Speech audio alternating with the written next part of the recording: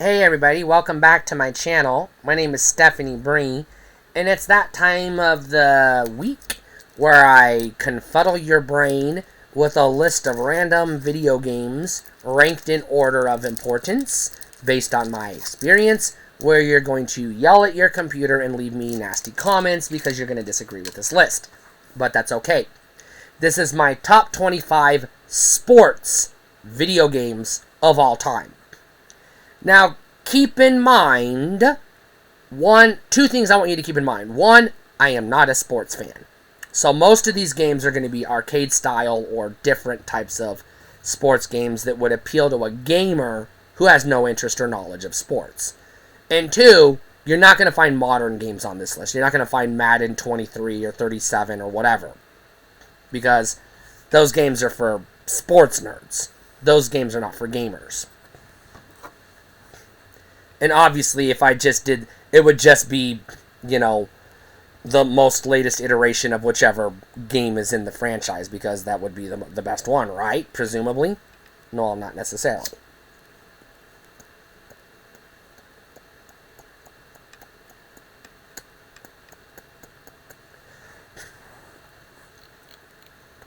So let's go down the list. Number 25, NHL Hitz for the PS2.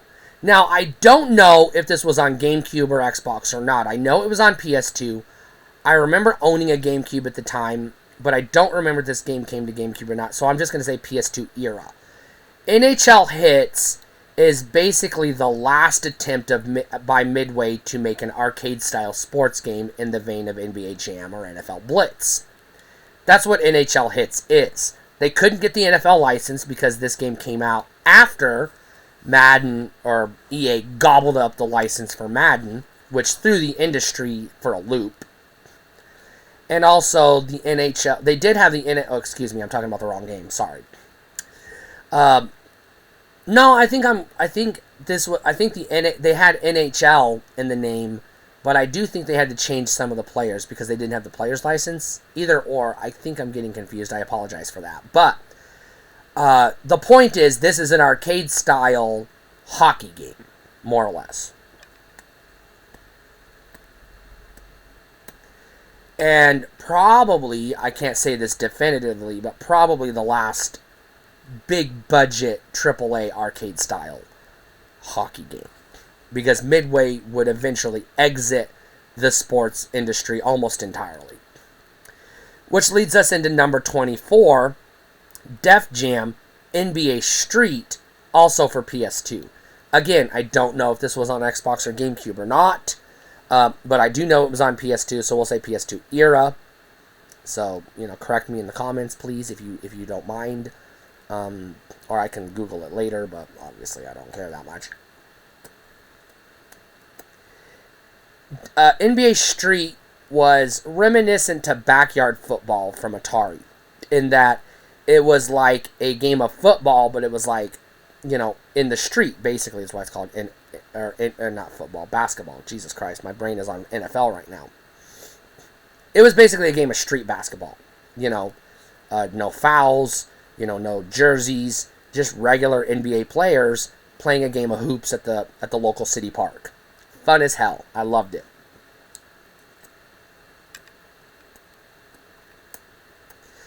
Number 23 is not the best boxing game of all time, but it made the list because, to me, it's the boxing game I played the most, and it's the one that deserves to be talked about because it's largely forgotten, and it shouldn't be forgotten because, Fight Night came later, and, Punch-Out came before it. This is sort of a Punch-Out style video game for the Sega 32X. It is called Tough Man Contest, and I really liked this game back in the day when I had a 32X. This was the shit. It's more or less Super Punch-Out, but with Sega-branded characters instead of Nintendo-branded characters. So there you go. And I don't mean like no, it's not characters from other Sega games, but it's characters Sega created is what I mean. So don't get your hopes up. It's not Smash Brothers for Sega characters.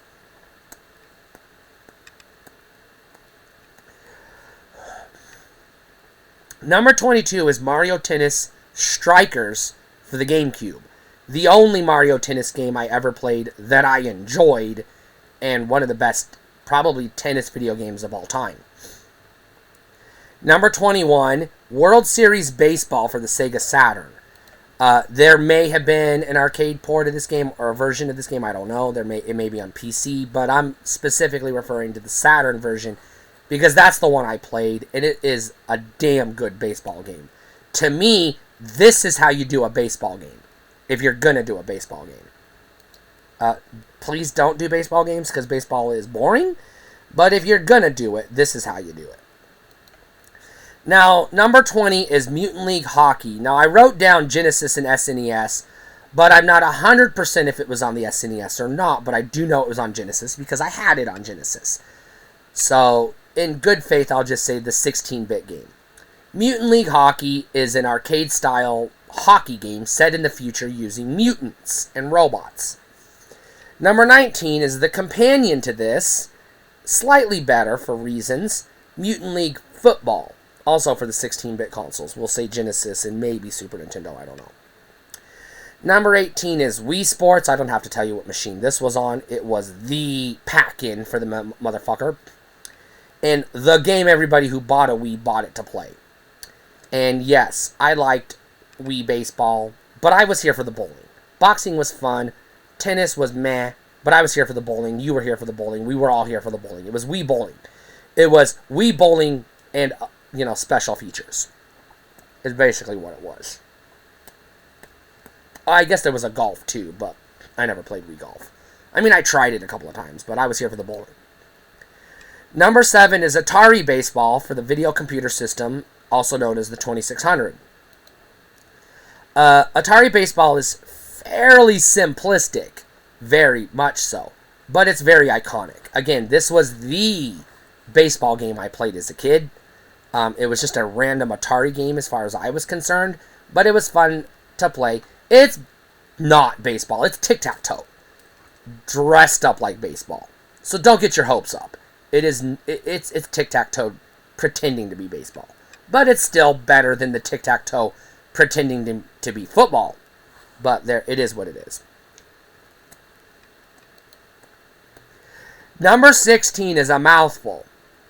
NBA Showdown, NBA on NBC for the Sony PlayStation 1. This was the spiritual successor to the NBA Jam franchise, more or less. It runs on the same engine, gameplay style, and it looks, feels, and plays like NBA Jam, but it's on the PlayStation, and it's, enhanced considerably to NBA Jam. But it's the same game, basically. Still a lot of fun. I don't know if this game was on other consoles. It may have been on the 64, maybe Dreamcast or Saturn, I don't know. Because I had it on PlayStation and I only know it as a PlayStation game. So, if it exists on other consoles, it's still worth playing, I would assume. But the PlayStation is the version we're talking about. Number 15 is Ken Griffey Jr. Baseball on the Super Nintendo Entertainment System. Probably the only SNES sports game I can confirm was on the SNES on this list. Possibly. Because I had it. Now, this was a Ken Griffey Jr. simulator. It's a sports game, but it's not like Madden where it's trying to be football. It's basically, look, it's Ken Griffey Jr., ha ha ha. It's a fun game, but it's not the greatest baseball sim in the world, but it's still a fun, iconic game that I had as a kid that you probably played as well. Number 14 is NBA Jam Tournament Edition for the 32X. Now, this game was on other consoles, Genesis, SNES, maybe Sega CD, I don't know. But the 32X version is the definitive port, in my opinion. The one I played the most. Now, I did have it on Genesis, but I preferred the 32X version because, to me, this was the peak of NBA Jam. This was, like, it at its best. Number 13 is Madden NFL 2002. Specifically, the GameCube port. Now, I know this game was on PS2 and probably Xbox, but I don't know. But this was the one on the GameCube, and the reason why I picked this version of the game out of all the Madden NFLs is because this is the one that was compatible with the Game Boy Advance GameCube connectivity, that you could hook up your Madden NFL GBA cart, and you could do some fun, stuff with the GBA connectivity with this version of the game. Which is the only reason why I owned it, because I had a GBA in the link cable, and I was buying every game that supported link cable functionality, and this just so happens to be the Madden game on the GameCube that supported that functionality. Later ports of the franchise on the GameCube dropped that connectivity because connectivity was very short-lived on the GameCube. Number 12 is Bulls versus Lakers in the NBA playoffs. Again, I'm going to say for the 16-bit consoles. I know it was on Genesis because I had it on Genesis. And it was probably on Super Nintendo because why wouldn't it be? But this was a fun game for a lot of reasons. Not a great NBA game for the time, or period. But it was iconic because it was the Chicago Bulls at the height of their popularity. And as far as I know, it was the only one of like 2, maybe 3 video games that actually licensed the likenesses of the Chicago Bulls character or team players. Excuse me. They're people, they're not characters. Sorry. Number 11 is going to piss people off, but it is what it is. Even though it's technically just a ROM hack of Madden NFL football, is literally what it is. Number 11 is Joe Montana Sports Talk Football for the Sega Genesis. I know it's just Madden NFL football with a different skin. I know this.